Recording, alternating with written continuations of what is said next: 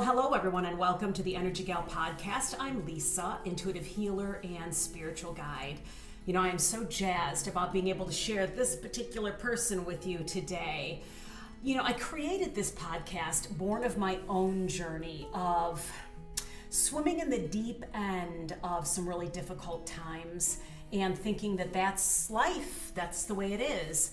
But I began to read stories as well as watch YouTubes and listen to podcasts and meet people in my life who showed me that there is triumph through adversity. And I began to realize that, number one, I didn't have to continue swimming in the deep end of depression, of victim mentality, lack, people pleasing, eating disorder, and all the other difficulties I was experiencing. I didn't have to stay there. That was an experience that I could swim through, which meant going deep, doing some shadow work, but that I could find myself on the other side in triumph, in victory, in abundance, and having gleaned wisdom from it. So as soon as I started realizing that, I thought, I have to share the people in my life who have so inspired me and encouraged me and motivated me to continue on my journey. And here we are. So the person I'm going to introduce you today is someone I have known for about 20 years or so. Oh gosh, well I'm 27, so maybe even longer than that. Oh gosh. Long time. Yeah. And you know, he and I share so many similarities that as I introduce him, it's almost like I feel like I'm introducing myself to you. So it's going to be an exciting talk, and I'm going to tell you something. It's going to be raw, it's going to be real, and it's going to be vulnerable. But the reason that he and I are collaborating today is to be able to share our stories and normalize some of the difficulties that not only we have experienced, but we know so many in the world are experiencing. To know that there isn't something crazy or wrong with you, it's the experience you're having. And so let's be about the business of encouraging each other through to the other side, not shaming ourselves and each other, or worse, tucking it into a corner and thinking that's just something that we don't want to deal with. So we want to be of encouragement and help when we unpack our journeys to you. So without further ado, I introduce to you my good friend, Matthew Pantano. Hello. Matt, dude, thanks for coming on the show. Thank you. This was so much fun. We've been It's talking about this for so long, so this is awesome. It's been years that we've been talking about it. So great. Let me tell you the ways that Matt and I are so similar. And some of the things that we'll be touching on today. Number one, we both have experienced, and I don't want to use the word struggle, though at the time I'm going to tell you something, it felt like a freaking struggle, some mental health issues to the point where we had to go someplace to kind of get our footing and speak with people who were going to help us through some difficult times. So we want to unpack a little bit about that. We both have special needs children who absolutely have stolen our hearts and we love so much. And we both have this hankering for owning our own business. And in that business to serve the community. And then one of the other things that we have in community is we just love songs. We love music. We speak through music. So we have a really fun podcast that we're going to present to you today. And we hope that you'll come along and join us and share with us your favorite music as we go through topic by topic. So how's that sound? I love it. This is going to be fun. Before we even get started, I want you to just thumbnail it a little bit about yourself to our listeners. Well, when I was 5. As she said, I'm Matt Pantano. I've grown up in the Fredonia area. I went to high school over at St. Francis up in Buffalo. I went to college over at SUNY Fredonia, so Western New York has been my home for a long time. I moved out to Florida for a couple years. I went through every job you could think of over like Disney, Universal. I came back home with my son's mom at the time, and my girlfriend at the time, and we had Wyatt, and it's been 4 years. Can't believe it. He turned 4 on September 27th. He looked so adorable at Halloween yesterday. Yeah, he's awesome. Scarecrow's great costume. But we had Wyatt, and since then it has been the ups and downs of parenting, and it's been there's been so many, painful things, but so many amazing things that have come out of parenting Wyatt. And I'm just so grateful to call him my son and, get to spend a lot of time with him and also get to do my catering thing. So I just started a business. It's called Gianotto's, and I'm doing food. So it's doing fun. food. Doing and I'm food. telling you, when he says he does food, we need to let that unpack because he does food. I do food. So let's back up just a little bit and talk about that somewhat tender area, vulnerable, of the whole idea of mental health. And maybe it's because we both have Saturn and Pisces. I don't know, but we both have struggled with sticking around. By saying, okay, this is the world, this is my body, these are the relationships, these are expectations. Fucking no, I'm leaving. We both have experienced that. I remember when I went to a doctor and I said to him, it was a psychiatrist, and I walked in, he goes, well, what can I do for you? I said, well, make me happy. And he said, oh, that's not my job. I said, well, what the hell are you here for then? He said, I'm here to make sure you don't kill yourself. It's your job to make you happy. And a bigger truth had not been spoken, I'll tell you that. Not easy. And what is happiness? That was the biggest question that I'm still questioning to this day. It not in like a, pessimistic way. Right. I'm questioning it in more existential. Exactly. Because every day changes. So I may not be happy tomorrow, but does that make me not a happy person? Oh, good. So it's like every day changes. So what you're saying is happiness built upon your situation? Yeah. Or is it built upon something that's already inside? Or is it both? You know what I mean? It's a little bit of both. I think I'm young, and I have experienced. I'm not so much. Yeah, I'm 27. The fact that I had a kid so young was an experience of itself, and caused a lot of up and downs in my happiness due to situations. Yeah.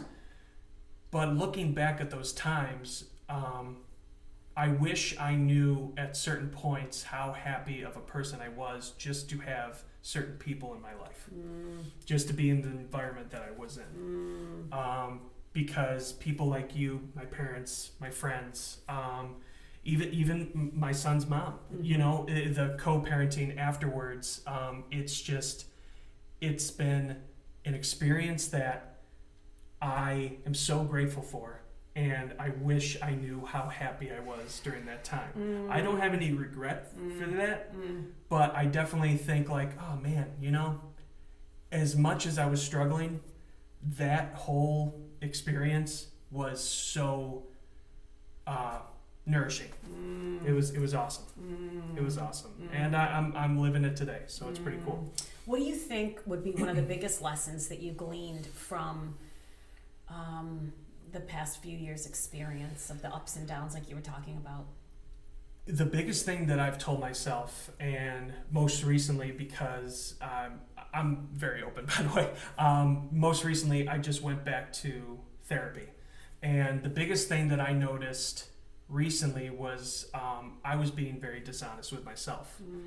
And that was always a part of my life, for many years, even when I was a 10-year-old boy. Yeah, I was going to say, this didn't start at 23. I mean, this has just been a reoccurring thing. I constantly people please others, and that comes out very dishonest because I say yes to everything. Get it. And so eventually you're bound to tell someone a lie, where it's just like, yeah, I could definitely do that, no problem. Yep. Oh yeah, you could definitely blah, blah, blah. So I noticed that I was doing that again There's recently. nothing malice. Oh no. No. There's some deep-seated fear. Yes. Oh gosh. Yeah. It's the fear of letting people down. Yeah. And in the fear of letting people down, they could reject you. Yeah. They could abandon you. They could think, well, I'm just not interested. Yes. And the idea of being abandoned, rejected, it's like you can tell I can barely even speak that. It was something that was such a big deal. Yeah. Big deal. Yeah. And when I noticed that it was popping up again recently, my immediate thought was, you know what? I got to talk through this again. Let me get rooted back to why this is how I am. Yeah. And why it keeps coming back. Yeah, exactly. So I think that's a big, important lesson that I tell everybody, including friends that have left therapy and are struggling to go back. It's okay to leave and then come back to a certain thing. As a matter of fact, I think it's one of the most normal things. I think that you have therapy for a season, and then you go and you do what I call integrate. Yes. Yeah. You integrate or you recalibrate to all the knowledge that you've gained now, and then you find, okay, I guess I'm ready to go back and maybe talk about a little something else. Yeah. It's part of the journey is to I wouldn't say fail, but I think failure is important for when you're going through life. And not to say that when you went through therapy the first time was a failure because it didn't help you. It's not. It helped you in that certain moment, and now you just need help again. Reminding yourself like, oh, you are not this kind of person. You are this, and let me show you the way. I agree with you, Matt. And then the other thing too is that, say you went to therapy when, say, you're 16, and then you go again when you're 19, and then you go when you're 23, and then you go again when you're 27. Yeah. You're not the same person each time. No. So my friend Jackie always says it'll be revealed when it's going to be revealed, and not a second sooner. The things that are being revealed to you now, you could not have heard when you were 17. No. They were ready to be revealed now. Yeah. So, and the things that you will be revealed to you when you're 42, you weren't ready to hear today. Yeah. So I think that we just, like you said, have to allow for this journey to unpack itself without the shame, the guilt, the embarrassment, the feeling bad about it, but just say, listen, I know that I am doing the very best that I know how to do right now. Yeah. And as soon as you can allow yourself to really own that, you can look around at all the people in your life and think, and they are too. Yeah. And it's where you live in a place of grace and compassion for each other. Because this human journey, it's fucking hard. I'm telling Sometimes you that right it now. sucks. Sometimes it sucks. Sometimes I think I'm an alien. Oh yeah, no. They're the amount of times that I've talked to people and they look at me confused. I'm like, you know what? I'm gonna go over here. It's great talking to you. Oh, my husband and I have a joke lately. He'll say, I'll say, oh my God, you humans. And he'll be like, come on, you alien. You know what I mean? I'm true. telling you what, it's just hard staying in the skin. Yeah. So, and some days are harder than others. And some days I'm just like, I'm so glad I'm here. I'm so glad I'm here. It's exhausting to constantly tell yourself that you don't belong.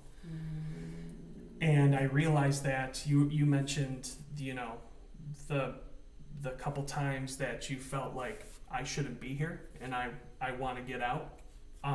That's happened to me, 3 times.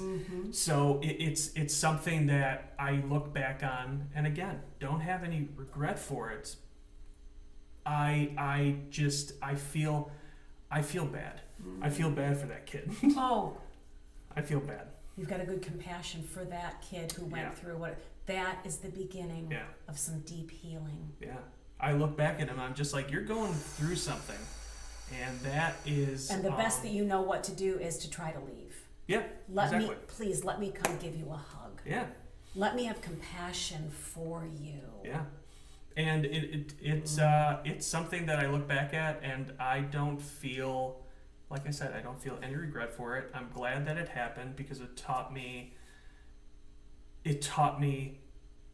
to enjoy. Just be.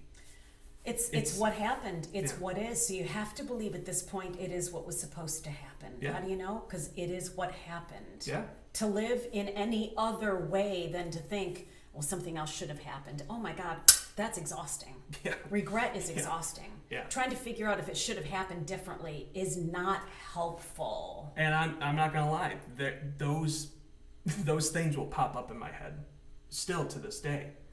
But you have to find ways to like sit yourself down, ground you to the point where you're like, okay, these are feelings, these are thoughts in my head. They are valid, but they aren't true. Oh, Matt, that's good. They aren't true.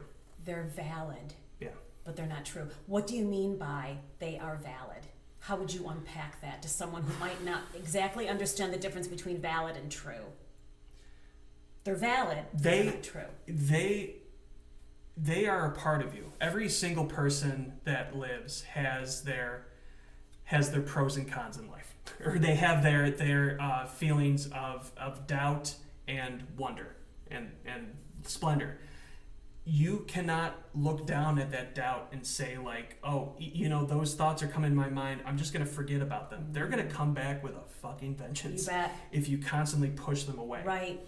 So what do you need to do with them? Hold them. Yeah. Take care of them. You bet. Have compassion for them. You bet. Like I said before, look back at your younger self, I should say, and say, I really feel bad for you. You bet. I'm sorry that you felt that way at that time. Yeah. But look at you now. Yeah. Like you're okay. Right.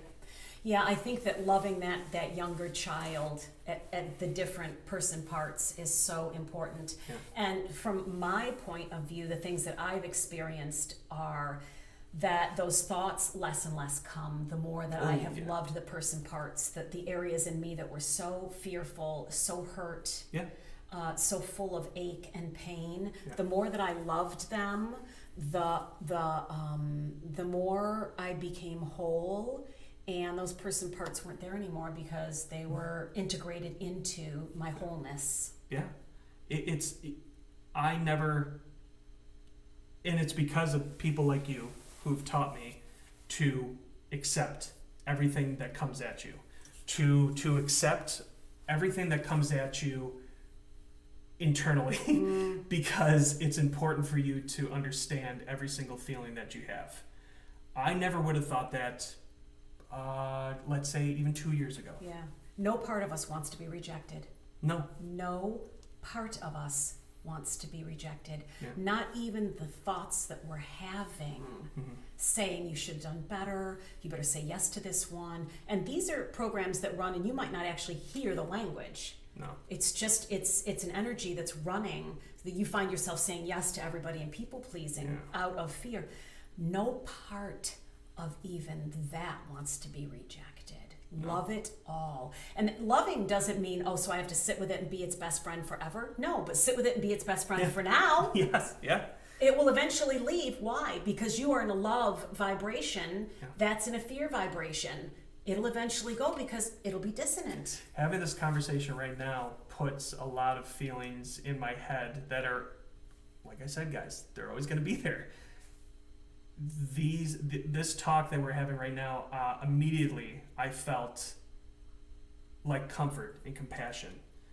And it's important for you to do that at least once a day with whatever feeling you have during that day. Whether it's sadness, happiness, it doesn't matter. You have to sit down and not like, meditate, like, but truly meditate and just sit down for like 15 minutes and just think about how your day went. What are you feeling at this moment? Where do you feel it? Right, on your body. I'm a very kinetic person. Yeah, you are too. Yeah. And so it was perfect when you introduced me to sound therapy, because that was the perfect vibration. It addresses the nervous system. Yeah. So it's awesome. Yeah, and that word meditation, I'm like you. I'm not the kind of person who sits there.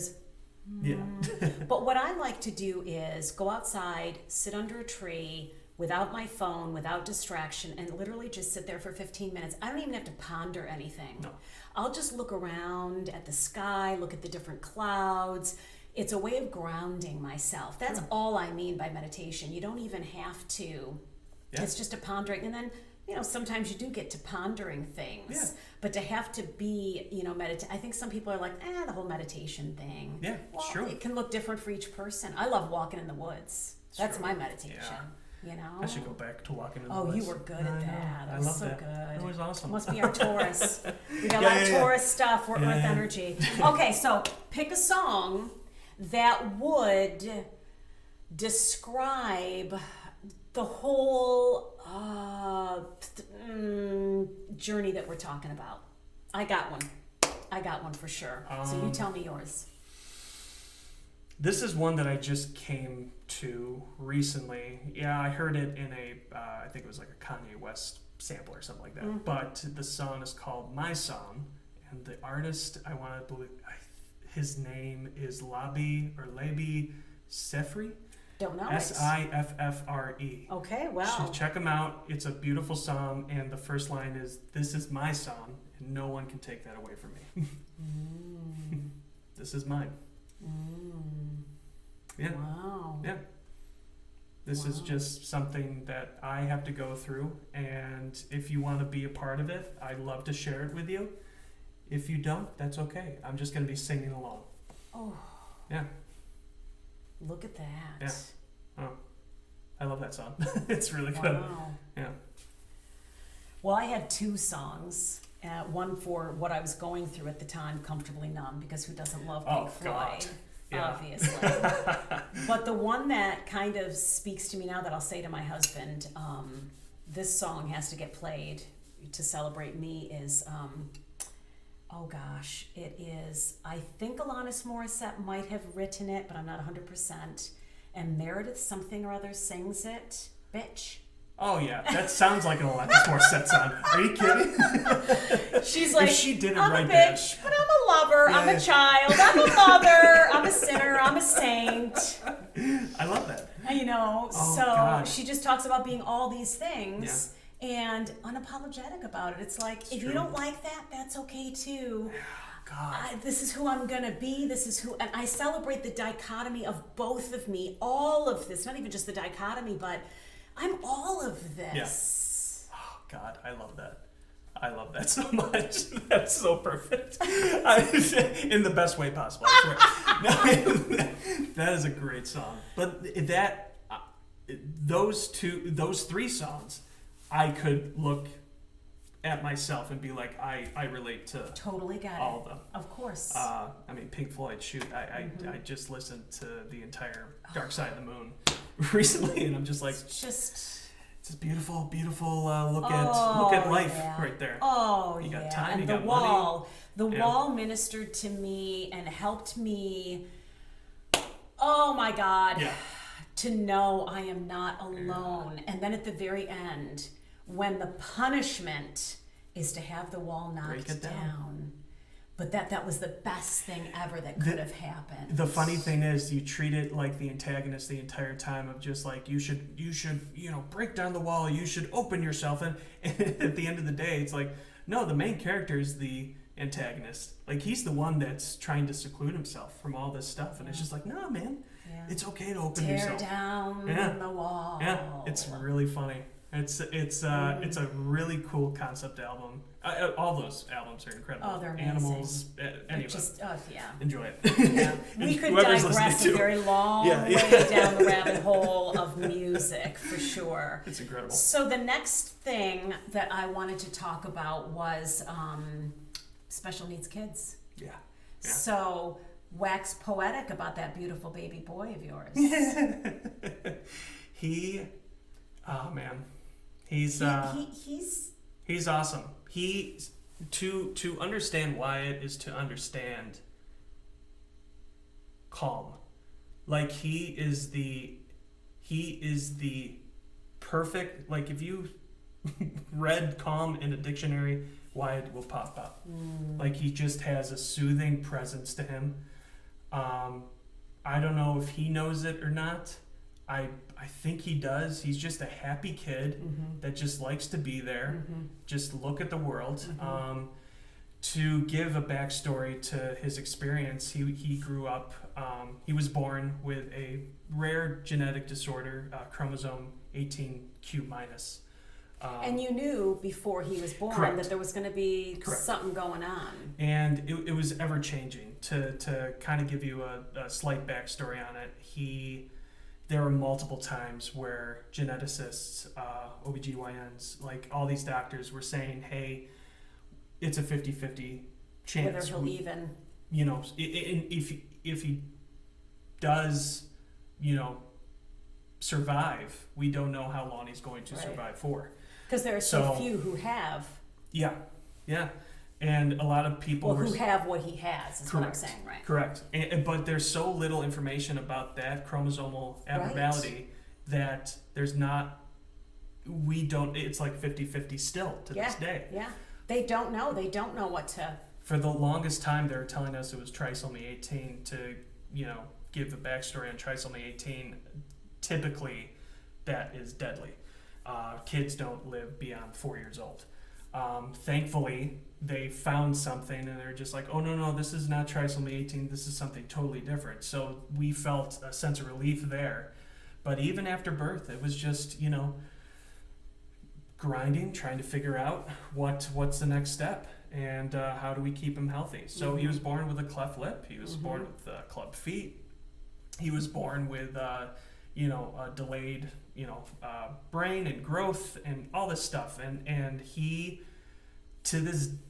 today, is one of the coolest, kindest, like just calm. His personality is big. And just lovable. Yeah. It's just love. His personality is amazing. Your mom and I went to go visit him about a month or so ago.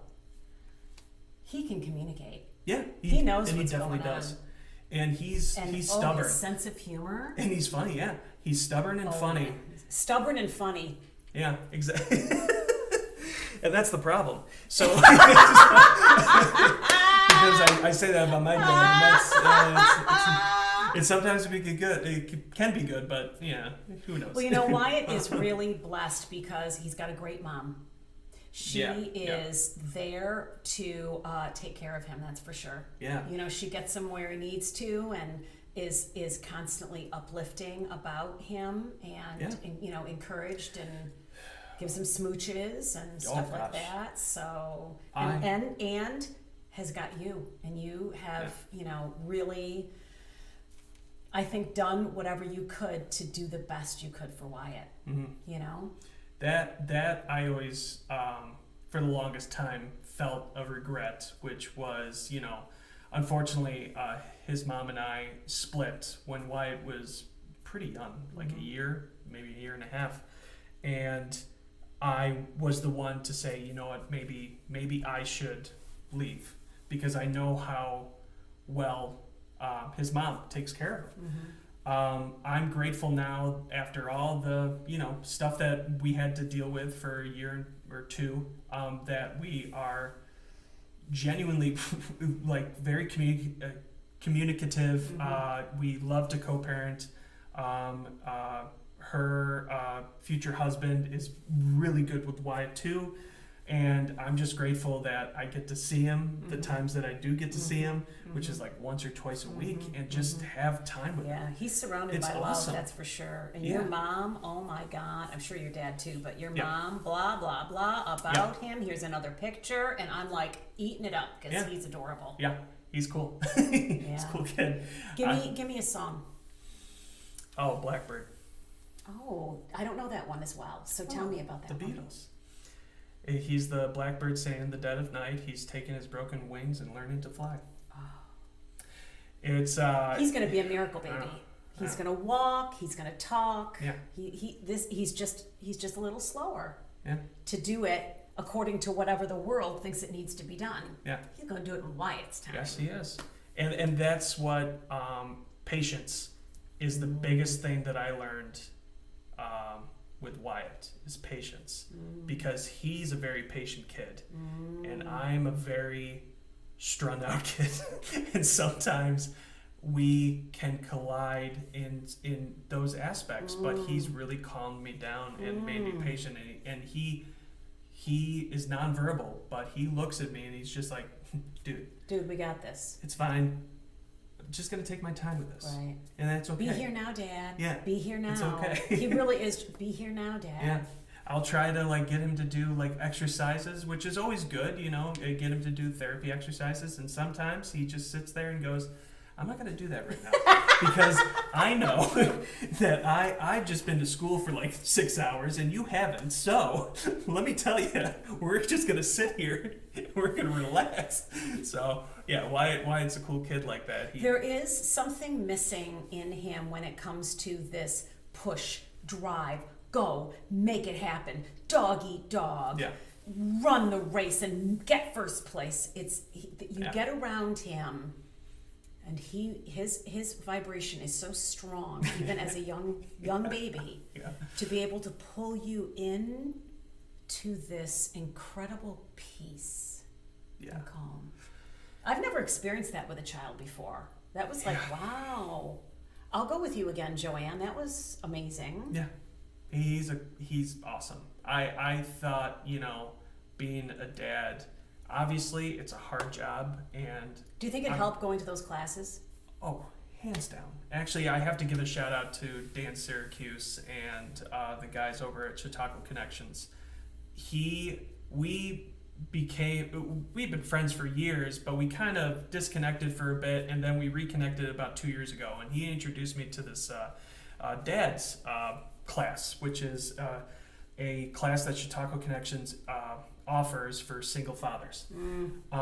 And I did the class that he introduced me to with a gentleman named Daniel Hogg and Keith Kellum, and both of them are incredible humans. I still talk to them to this day. It was so helpful just to get a different perspective from other fathers who do or do not have experience with special needs kids. Just to talk to someone about it's okay to be both stern and gentle. It's okay to have those masculine tendencies, but it's okay to be feminine as well. And we both have talked about this. I share both. Like I've always been like that. I'm a sensitive human. I'm a sensitive guy. And it's hard for me to express that to other guys. Yeah, how nice it is to understand that I don't think we were created to do this journey by ourselves. I think we find out about ourselves by hanging out with other people. Yeah. You know, I find out more about myself by like either, well, I'm definitely not like that, or I'm a lot like that. I find out about myself. And I love hearing that's why I started this podcast. I love hearing other people's, I learn so much from them. Yeah. So it was awesome. I've noticed a difference in your confidence in being a dad by you going through the class. It's nice that I can sit here and be like, okay, it's good to be humble. It's good to be, you know, just like, you know, oh guys, it's nothing, blah, blah, blah. I've learned to accept a lot of compliments about saying like, hey, you know, you're a good dad to Wyatt. And I'm like, okay, yeah, you know what? I am a good dad. I'm doing what I can at this moment. I'm a good dad. And I try to keep telling myself to this day, because if you keep bringing yourself down or just like, blow it off, right, you're never going to help yourself. Right. So right. I'm so grateful. Be a receiver. Yeah, exactly. You know? You've got the masculine and the feminine, a wonderful balance. Yeah. You know, most are more masculine or more feminine. Yeah. You've got this just amazing balance of the masculine and feminine, so that you be on that feminine receiving end. Yeah. Let those seeds be planted of compliments, you know, in fertile soil that say, yeah, I'm a good human being. Yeah.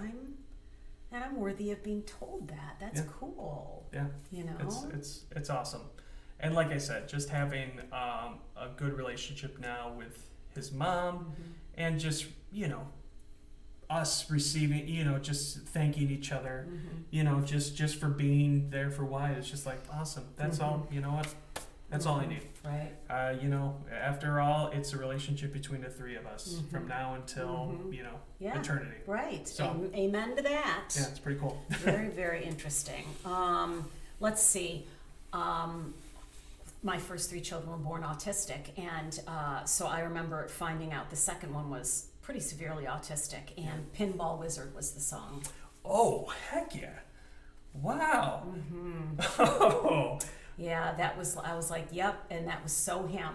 It was so him. So Yeah, that's awesome. yeah, and actually, That's awesome. I specifically remember teaching an exercise class. That song came on. It reminded me of Second Son, and I could feel energies of fear, despair, sadness, grief that I wasn't going to be raising your average kid, but I was going to be raising a kid who couldn't wear clothes, wasn't going to be able to recognize me, did echolalia, might be retarded, all these other things, because it was relatively early in our journey, and I could feel those energies moving as I was working out to this song, and I think it completely changed my whole point of view. Ooh. And I was able to come into a space of just love, and I wasn't afraid of what was going to be happening next. I just felt it in my body before I even understood that that's what was going on. That's awesome. Yeah. That is awesome. Yeah, it was an amazing, and to this day, when the song comes on, like you, I look back and I think I wouldn't have want him born any other way than that. No. We learned so much. Oh, definitely. You know, he changed, and I give him. I give him thanks for choosing to come in presenting that way, knowing that that's what was needed for me on my journey. Yeah. Do you understand what I'm saying? Like, you having Wyatt has completely changed your life. Had you had a different kid, things would have been different. Oh yeah. I feel like in some ways I'd be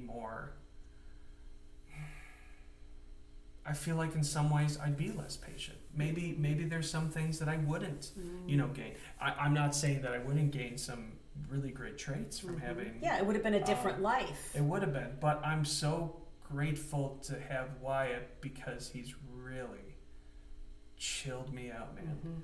It's like, and he'll continue to do so. Just wait. He's Just awesome. wait. It's fantastic. Yeah. And so our last topic is this whole being in business on our own. I'm an independent spirit. Me working for somebody else, that's not going to happen.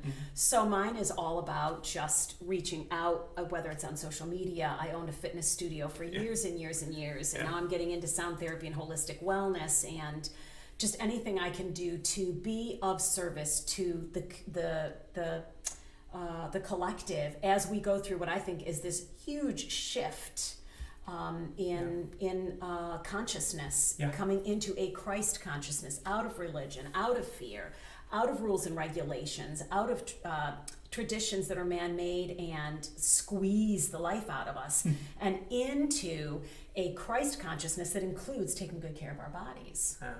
So that's what I'm doing. You, on the other hand, are coming into this space of cooking. Yeah. It's always been food. Yeah. I pushed away for the longest time my love for cooking. And it's not just love, it's passion. Yeah, you can tell when you eat the food, yeah, you're eating a vibration of someone who loved doing what he was doing as he was doing it. Yeah. And I never realized how much I was understanding, because I'm very sensitive. So there would be some food I would eat and I'd be like, oh, I can't eat that again. It was eating your mom's food that first made me realize. Yeah. I mean, I blame her for my love of food. Her and, my dad's mom, my grandma. My aunt. Just these people. Every time that we had family functions, it was always garnered around food. Yeah. It was. And food that it was love that it wasn't a pizza that you ordered necessarily. No. Not that I'm dissing that, but it was food that was created in the kitchen with people talking and laughter, and then arguments over here, and it was a zest. Yes. Yeah, and that's the perfect explanation for it. It's such a paradox, because a lot of working in a kitchen, and I've done it, it's a lot of passion and zest and just drive, and it's just like, yes chef, no chef, we're gonna do this. Big energies. But it always comes out with, just because of that passion, it always comes out with this like calm soothingness, nourishment. It just feels comforting. And I never understood that until I was just doing it myself for just a small dinner party, when I realized I'm putting my blood, sweat, and tears in this. I'm getting stressed out. Hopefully not his real Yeah, sweat. yeah. That'd be gross. Yeah. But, And no blood, thank no. you. Just No anyway. tears even. Just a little bit. Maybe a tear. It's nourishing. Iron, it's fine. So I put so much passion into it, and I do feel like anxious when I start creating it, but there are moments when I'm just setting up the plate and I just look down at it and everything just kind of slows down. It's art. It just kind of slows down, and you realize, you know what? It's okay. You're doing this because you love it. You don't have to always make it perfect. You just have to make it authentically And the thing you. is that the way that it is, if it's authentically, it is perfect. Yeah. Only you are going to notice, well, but this was this. Sure. You're the only one. And there's still times where I think that to this day. But I'm grateful that I can look down at myself and be like, you know what? I did miss a few things there, but every time I ask people if they like it, I always tell them, be very honest with me, and they do. And they always give, if they give a suggestion, I always hear them out. If not, I'm always like, okay, I did it. I feel Well, you keep getting asked and get repeat customers. Sure. You're doing something right. Yeah, I think so. What is fun. your favorite thing to cook? I mean, I grew up in an Italian household. The thing that I will always go back to is just making a simple spaghetti pomodoro or cacio e pepe or carbonara. Just something simple where you just kind of marry all the ingredients together, only like 5 or 6 things, and just let it be. I don't Let it be. like Let it be. yeah. It's just have it as is. Put maybe a garnish there. Let it speak for itself. Exactly. Do you like to make desserts or no? Desserts are an odd thing for me, so I have a love-hate relationship with them, but it's only because I'm so passionate about how they turn out, because I'm still learning. Yeah, okay. I know that you had Sydney Bigelow on your show, who has her own bakery now, and I would love to talk to her sometime, because I just look at her pictures on Facebook or Instagram. And she it's, it's funny, it's awesome. I'm creating a retreat, I think, possibly for next month. And I've already thought, okay, Matt will do the catering and I'll have Sydney come in and do desserts. Oh my you gosh. two together would just kick butt. Because she doesn't, she's like, yeah, I'll make the meals, I'm going to do that. But give me a cupcake to to design. Incredible. And not even decorate, to design. Yeah. She just loves that. She's incredible with that. And I'm always I'm always like looking at it, not with like envy or anything like that. It's just like, man, maybe I can try that. You know what, just to see, like, I would love to learn. Yeah. And I also got to give a shout out to a coworker of mine over at Tuscany, Monica Robb, who actually has done some of the desserts for some of my events. She is wonderful, and if you ever need someone to make desserts for you, go over to Tuscany, just ask her, because she's really good too. And I learn a lot from both of them, and like I said, my aunt is a wonderful baker. She makes Italian cookies every Christmas season, which is coming up, so I'm very excited. I'm loosening my belt already. Oh God, because I woke up this morning, November 1st, and there's snow on the ground, and I'm like, I got Christmas. me my loose pants on, because it's cookie season. And nobody's going to say that that's bad. No, it's screw it, November, no. December. It's perfectly fine. January's coming. Yeah, exactly. Why do you think what we eat and because you not only do you, Matt, create the food, but you also create the atmosphere. Yeah. You serve it, like you cater it, not just putting the food out there, but you go around and you talk with the people and you let them know, well, this is how it's almost like, I think that we, as people in this day and age, have lost the understanding to know how to communicate or properly appreciate our food. And in some ways, I know what you're saying. it's like you come in and you say, Lisa, here's this and it's wrapped in this, and the way that you appreciate this now, can you taste this and that? That was very helpful to me. Yeah. I love, oh gosh, who was I talking to? Or maybe it was a podcast, but they were talking about their times working in restaurants. And they always found it kind of offensive, the amount of people that would make changes to a specific menu that they would have. And not that they couldn't do it, it's just it was catered in a way for you to enjoy it as it is. And not that I would get offended in any way either. It's just I love creating something that I know is just like these things are going to marry well together. Right. And this is why. And I just love explaining that to people. And if they want to learn, hell yeah, that's awesome. Then I'll explain more. I would love to have them, watch me as I'm cooking in the kitchen for them. So you're talking about almost like an honoring of the food. Yes. And I think that there's you used to pray before the food when we were kids. You'd pray and think. I just thought that it was nice to be able to stop, take a deep breath. Yes.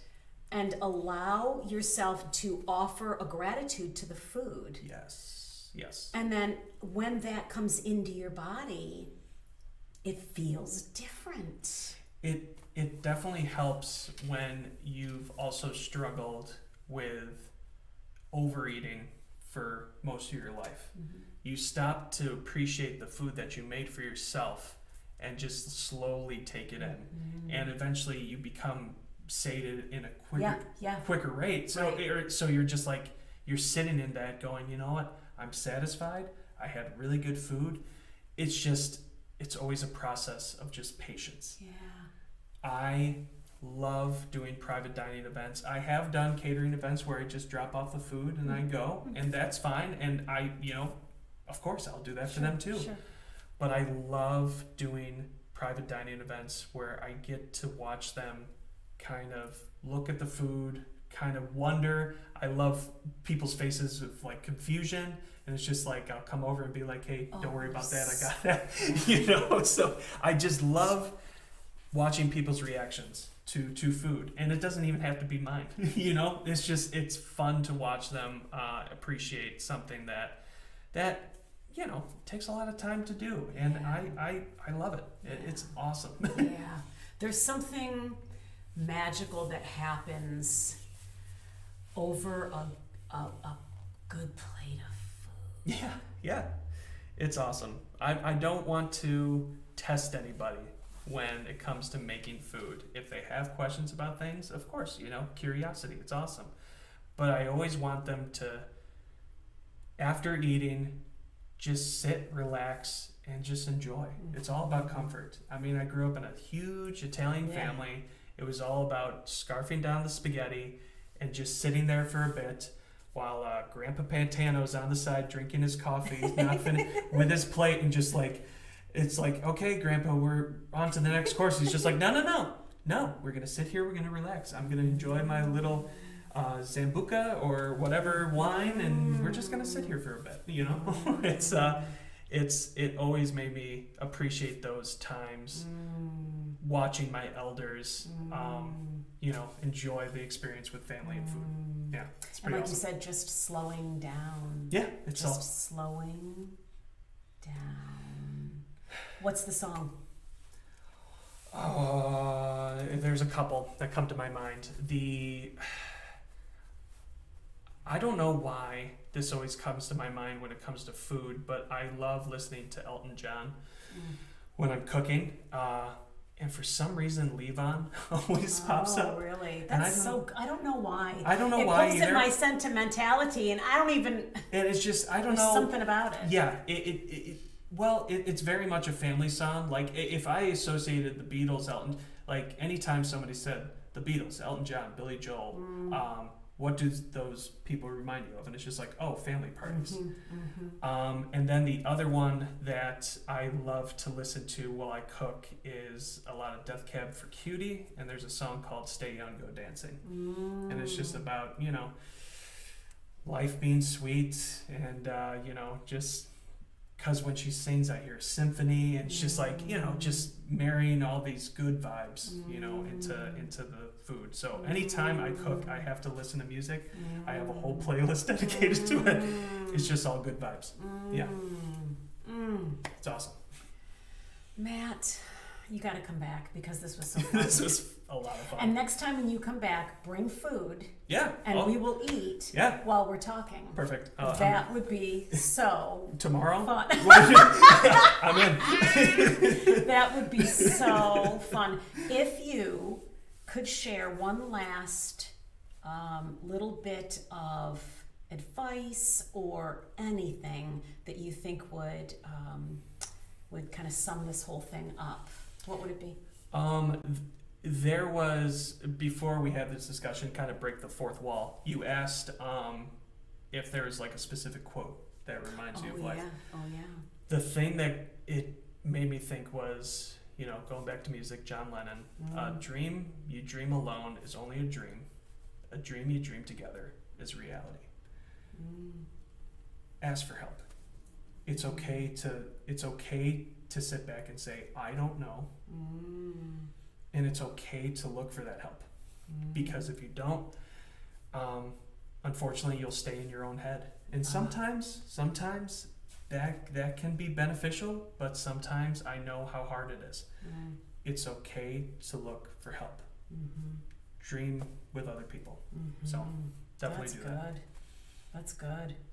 It's funny because there's a particular quote that has been knocking around in my head the past couple days, and like it's from Alice in Wonderland. And every time I turn around, it's like there it is again.